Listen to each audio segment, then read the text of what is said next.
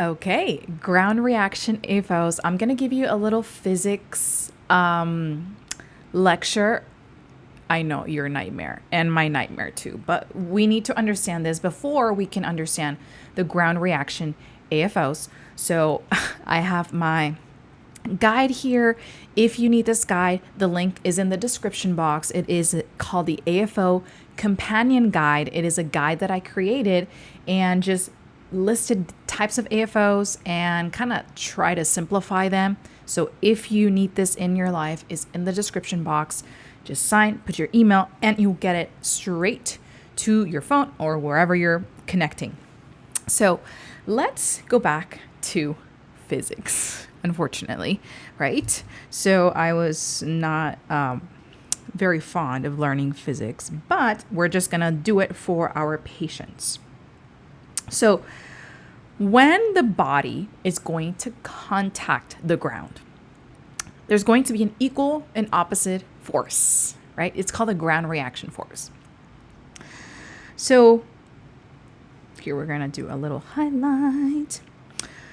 So this ground reaction force, let me see if I can, there we go. This ground reaction force is going to go up, right? Our body. So here is, if we have proper alignment, it's going to go anterior to that ankle, anterior to that knee, and then at the hip joint. Okay.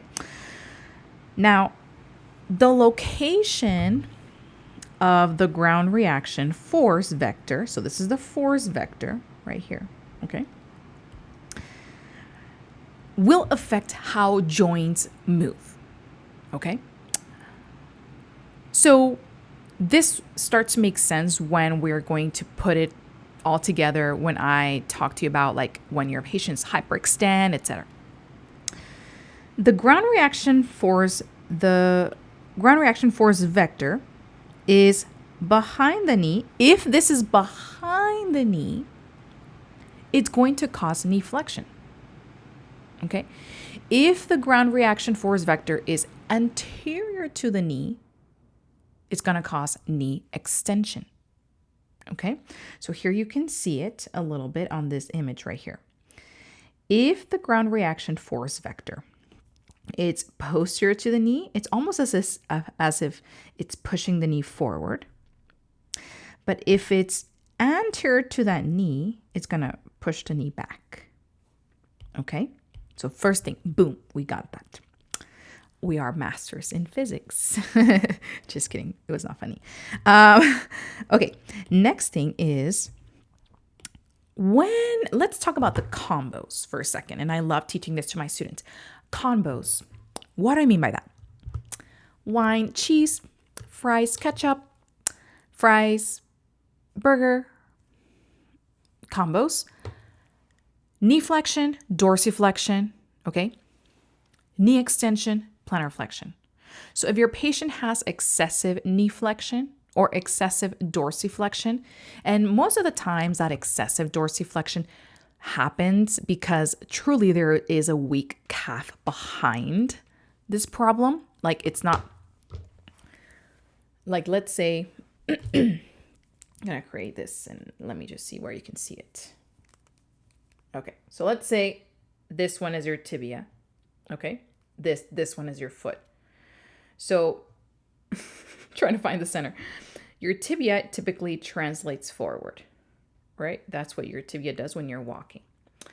If normally we have, or the patient has a weak calf, which typically the calf is going to be right here, right? Like behind, controlling eccentrically that tibia forward. So if you have a weak calf, it's going to not control that tibial translation, letting the tibia fall forward, and therefore causing a knee flexion. Okay? I don't know if you can see that. So it kind of affects the chain. Now, if we have a lot of plantar flexion, so now we have a lot of plantar flexion, it's going to cause hyperextension. So I'm going to say that again. And I don't have a let me actually add a page. That way we can write it here. So you can remember. I don't know why I demonstrated. I could have drawn it, but it's fine. Combos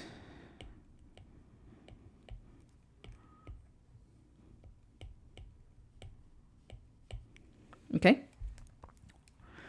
When we have knee flexion,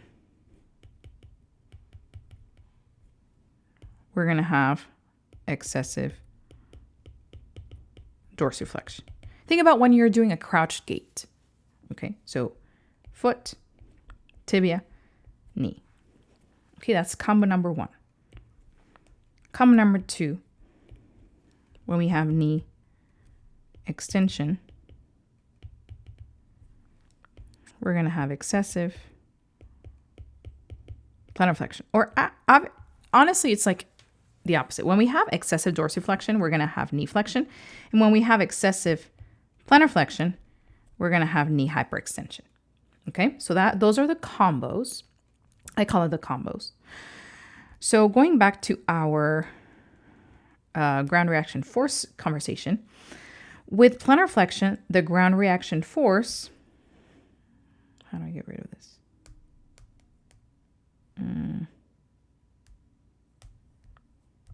Okay.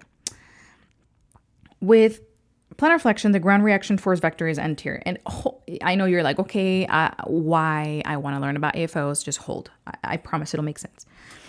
With plantar flexion, the ground reaction force is anterior. Okay, so because we said when we have an anterior force vector, it's going to cause knee hyperextension, and therefore there's going to be some plantar flexion. Okay, with dorsiflexion, the ground reaction force vector is posterior. So here we see, exactly what it means, posterior to that knee joint. Okay.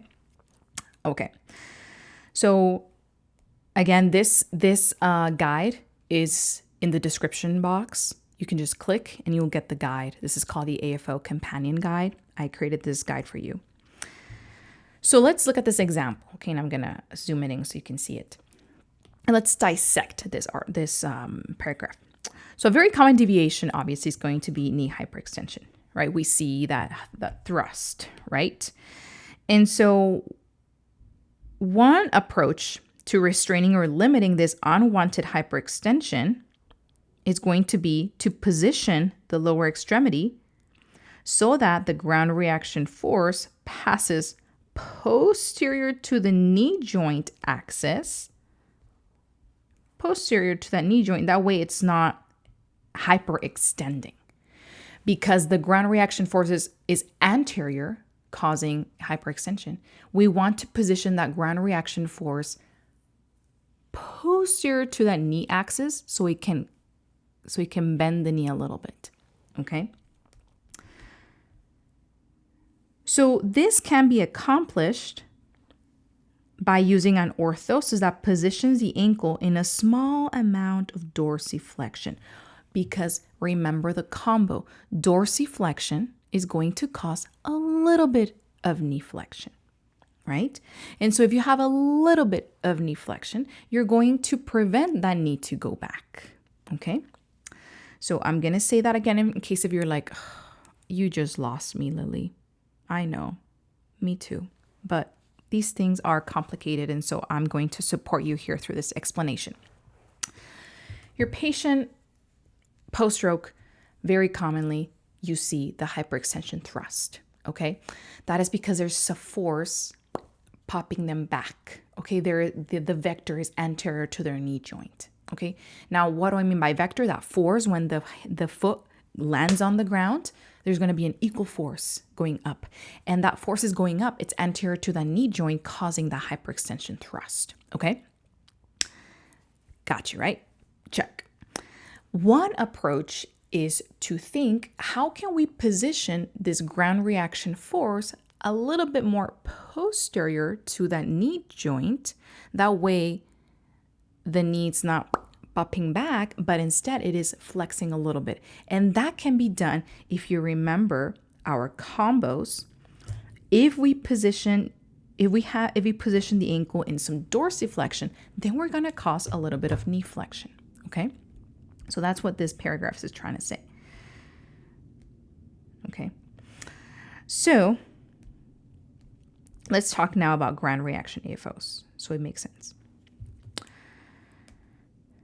So review, when the body contacts the ground is going to push back on the body, right? We talked that. This force is called that ground reaction force vector, okay?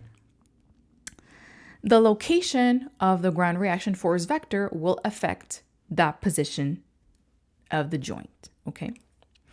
So here we're going to read a little paragraph from the CPG of FES and AFOs. So an AFO made with the addition of an anterior shell on the lower leg, and that anterior shell, you soon will discover that this anterior shell is present in a ground reaction AFO, okay?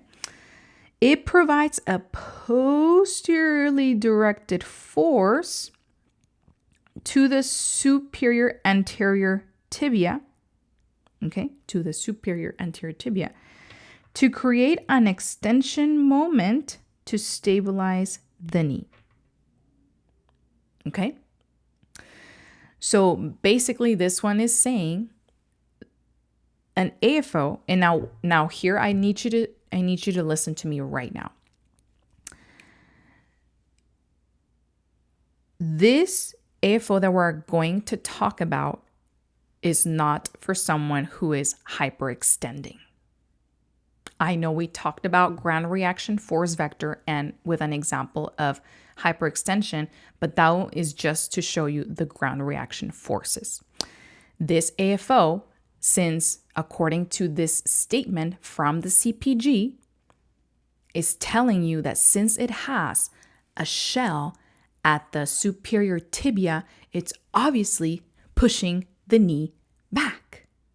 Okay, so don't get confused because we're about to get into just a separate topic, which is just ground reaction AFOs. Okay, so I just wanted to clarify and just separate the two things that we talked about. We talked about the ground reaction force vector, and now we're going to talk about the ground reaction AFOs with the knowledge that you already have on ground reaction force vectors.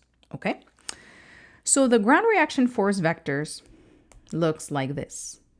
Okay, it has that anterior shell that is going to push the knee back. Okay, so then you can think about who can this AFO be for? So we're going to discover it. Okay.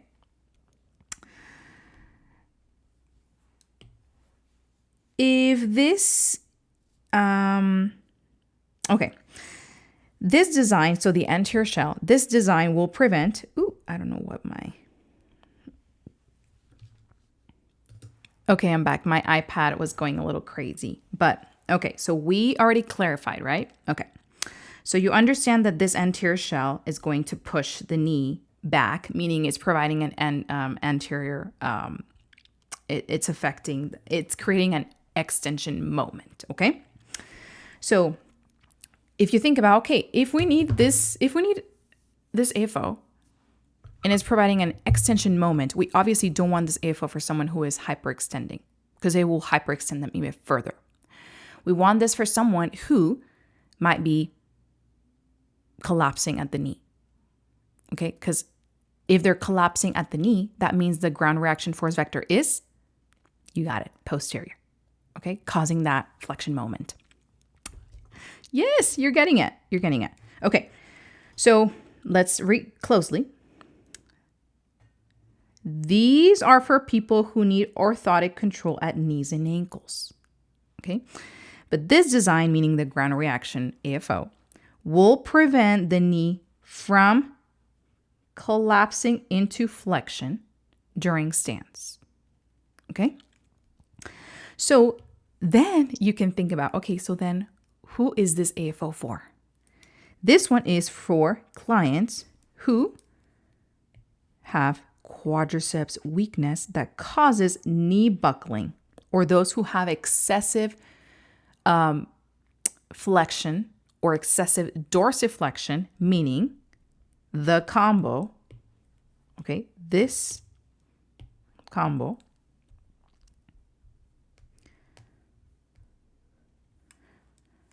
This type of orthosis is particularly useful for clients who have quadriceps weakness that causes knee buckling. This pink is super dark. Or those who have excessive stance face dorsiflexion combo, such as in crouch gait. Okay, all these colors. Sorry guys, this is like a lot of colors, right? Sorry, I'm going to stick with the lights. So it's going to restrict that dorsiflexion because it's providing that extension moment at the superior tibia, okay? Superior anterior tibia producing a knee extension moment. Okay, let's look at this. Okay, we have that support here, but this shell right here is pushing the knee back. Okay, so to achieve this goal at the knee, okay, so meaning that it's producing a knee extension moment, this specific AFO must supply a proximal anterior contact to participate in that 3-point counterforce system. So here, here, and here, 3-point counter force system. So again, here, I want you to come back if you're distracted. If your patient has quadriceps spasticity, or if your patient has hyperextension, this is not a good AFO for them, okay? Because it will push them back into hyperextension, and you don't want that, right? So these are not good for people who have knee hyperextension or quadriceps spasticity. Very important, okay? Because there is an anterior contact at the knee joint causing an extension moment, okay? So think about it, if like someone, this is my knee. If someone contacts me, I want to go like that, right? So it's doing that. It's causing an extension moment.